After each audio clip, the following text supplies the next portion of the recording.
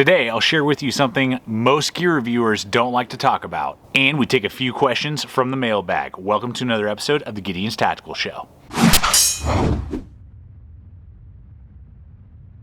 That's right, folks, changing up the scenery today. I am your Dark Lord of the outdoors, ready to discuss some fun stuff with you today, but out here doing some blade testing on the Browse T4 import. Super sick. Should be going up the same day that this video goes live.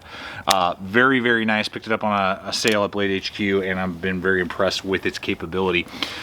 So doing some backyard cardboard and all that jazz testing, and figured I would just crank out the show today here, get on top of the ball.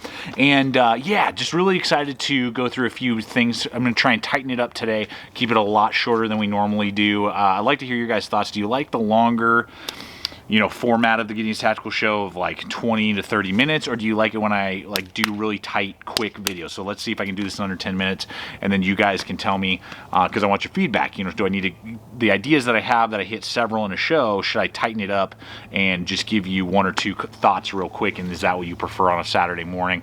Love to know. And as we break down the video, just real quick reminder and thank you as always, guys, for your awesome continued support using all the hyperlinks that we offer to you below over to Knockaround Sunglass Company, backcountry.com, Amazon, and Blade HQ. Really appreciate your guys' continued support by using those hyperlinks that we offer to you below. So let's go ahead and get to this idea, and this is something that I wanted to share with you, and it all came about from last week. I went out with a buddy, did some testing of different products and things like that, like I regularly do, and I decided to take out an old blade that I've had for several years, the Tops Hog 4.0. Have a custom sheath made for it, just a really fun blade, but I mean, I literally haven't pulled it out in probably a year outside of just comparison, like actually taking it out for a day as my belt knife to use. It's been a long time, and we did some dogs are going to get attacked in the backyard apparently. Tommy the trail dog's not too happy about that. We'll see how much interruption we get back here. But what was I going to say? I was able to take the Tops Hog out and have a great time. We're going to actually do it. I was partly taking it out because I'm doing a different video coming soon on that blade and several others. But this concept really hit home with me, and I mean, I think about it and I talk about it from time to time with friends and family, but I wanted to share with you that something that gear reviewers, usually I don't hear them talking about, is the fact that we don't get to use our favorite gear most of the time because we're always testing out a new product. I mean, that's the nature of the beast. That's what myself and many other people on YouTube do, is that we're always testing out new gear. If we're not testing out new gear, there's no new videos. What's the point of a gear channel, right? Gear review channel. That we're always seeing what's out there next. How does this compare? And you're always trying out something new. So when you actually find a product as a gear reviewer, I'm talking about, that you really, really love, it's awesome and you keep it, but it's really hard to get out there and actually use it on a regular basis because you have to go and review the next item. You have to review the next firearm, the next saw, the next tent, the next sleeping bag, the next backpack, the next multi-tool, the next pocket knife. There's always the next, and regardless if you're EDCing, for me personally in our system and our video process, regardless if it's the next flashlight, regardless if it's the next pocket knife. So I have certain blades that are like, oh my gosh, like for my pocket knives, we just did best of for a lot of stuff, but right now one of my faves is the Benchmade, what's it called, Mini Crooked River, and I love that knife, but I probably carry it twice a month right now on special occasions because I've got the Browse T4, and I've had this for several weeks in my pocket, and then when that goes and the video is done, okay, sweet, that was great.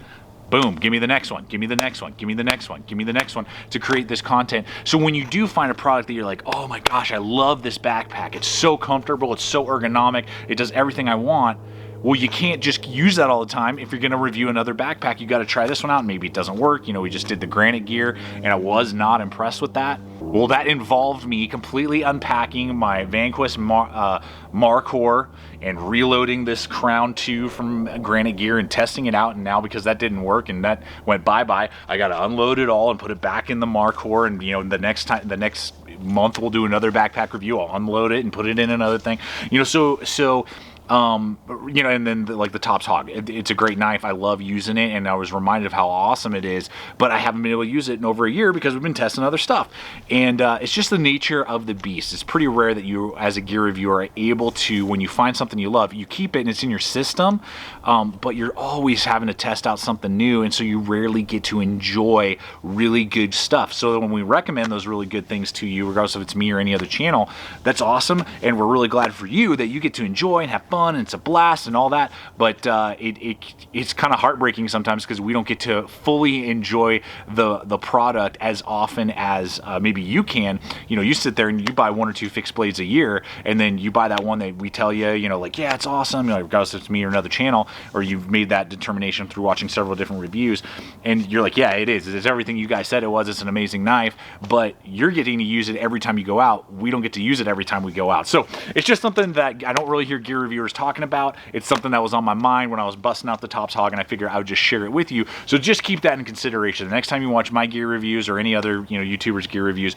and they really enjoy a product, just know that they probably won't be able to enjoy it as much as you do if you pick up that product, because they got to move on to the next thing, and sometimes the next thing sucks, and you know, it's not fun to have to be EDCing a crappy knife, or you know, using a crappy hatchet or backpack for a couple weeks just to get the review out to give you guys the feedback, when you know you have something much better in the collection. So quick update as well, guys. I think I just did, because doing the eBay thing with the patches for the first time, I shipped out all of the current orders, which is great, but I never really did like a release video because I had a bunch of problems. I created a release video for the patches, but I've had to do it kind of in a backwards way, and I never posted that video. It's taking a little longer than I suspected to sell the quantity that I had created. So just so you know, if you're still looking for Gideonstactical patches, they are still available. There'll be a link in the description below over to eBay. As of this moment, when I'm filming this, I have about 60 left, and then I'm going to probably wait this week, and I'm actually going to take them down for a month or two, and then do another release of whatever I've left, like maybe 50 of them, and post those up. So just letting you guys know, they're going to be up for about another week, and then they will be down for a while, and then maybe in the beginning of the year we can take a look at posting them back up again, whatever quantity I have left. So just want to keep you guys posted on that whole aspect. So we're going to jump into the mailbag now. Love doing the mailbag. I've had some new questions in recent days, so that's really exciting. So I'm going to knock out a few here. This one's from about a month ago, and this is from Shelly Carr. Shelly, we really appreciate you. Ashley always loves your questions too. Her and her family watch on a regular basis, and her question is, now that GT Juniors are growing, and you are what are you recommending for outdoor packs and hydration packs for children? What would be your 5 essential gear recommendations for children hiking between 3 and 6? Great question. So the outdoor pack recommendation, there are a couple of ones. Camelback, I know, makes some kid-friendly sizes. I know Mount Smith, I believe, has 1 or 2 kid sizes. I know Deuter has a couple sizes. I'll have some in the description below in the Amazon links. I'll try and throw up a couple that I've seen that seem to be, you know, well built from companies that I know. You know, GT Junior's too young to actually do any gear reviews for us yet, but those are some. There are definitely companies out there that make those small kid-friendly packs that seem to be from good companies. And I'm literally doing this on the fly. 5 essential gear item recommendations for kids. Definitely a flashlight that they know how to operate and they can enjoy using, in case they were to get lost out there, or you know, just to help with the family. So a flashlight would definitely be there. A really good water bottle, the food that they would need, always extra layers. You know, with kids, that always seems to be something that they can tend to be more susceptible to the cold. So extra layers, and then I would say load them up with emergency gear. You know, like emergency whistle, show them how to use that, and you know, like emergency blanket. And those type of things is what I would load them up with and have them carry and be functional with and kind of know the idea with. I think that would be pretty sweet, and they can get into it, and it's something that can possibly help them if they were ever to get lost or injured. Okay, I love this one. What was my favorite cartoon growing up? I would have to say The Amazing Spider-Man.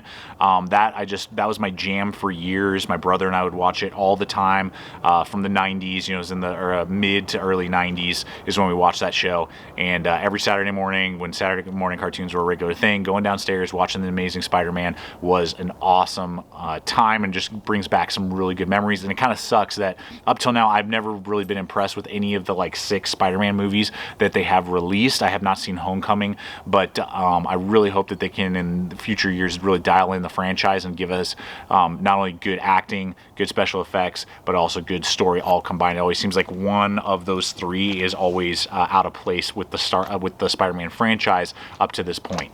Finish, map finish, asked that question about Spider-Man. Sorry, I almost forgot about that. All right, I really like this next one. This is from SAK Collector 1.